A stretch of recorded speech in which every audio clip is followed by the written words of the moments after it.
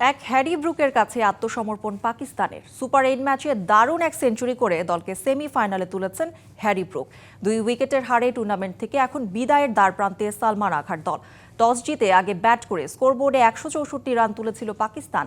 জবাবে 5 বল হাতে রেখে তা টপকে যায় ইংলিশরা।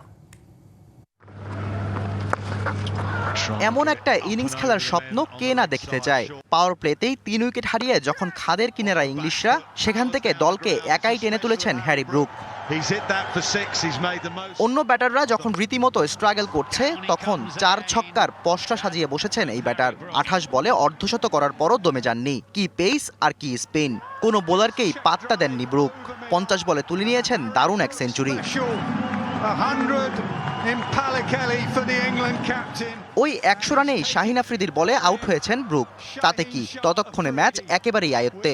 এমন একটা ইনিংসের পর শাহিন আফ্রিদিও ছুটে গেছেন তাকে অভিবাদন জানাতে। শেষ দিকে উইল জ্যাক্স আর ওভারটনের উইকেট নিয়ে ম্যাচ কিছুটা জমিয়ে তোলে পাকিস্তান। তবে শেষ পর্যন্ত টেলেন্ডাররা দলকে সেমিতে তুলেই মাঠ ছাড়েন। এর আগে টস জিতে ব্যাট করতে নেমে পাওয়ার প্লেতে 2 ব্যাটারকে হারিয়ে চাপে পড়ে পাকিস্তানও। সাইম আয়ুব এবং সালমান আগা দুজনেই প্যাভিলিয়নে সিঙ্গেল ডিজিটে। দলের আশা বাঁচিয়ে রেখেছিলেন কেবল সাহেবজাদা ফারহান। রিস্ক না নিয়ে ব্যাট করেছেন দেখে শুনে। তার উইলো থেকে এসেছে 45 বলে 63 run.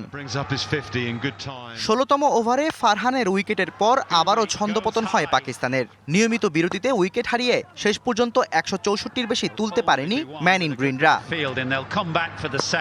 Shahriar Hossain, DBC news desk. এবার নগদে পাচ্ছেন হেলিকপ্টার অফার, তাই কেনাকাটার পেমেন্ট নগদে করুন আর বুঝে নিন 2000 টাকারও বেশি ক্যাশব্যাক সহ হেলিকপ্টার রাইড। পেমেন্ট শুরু করুন আজই।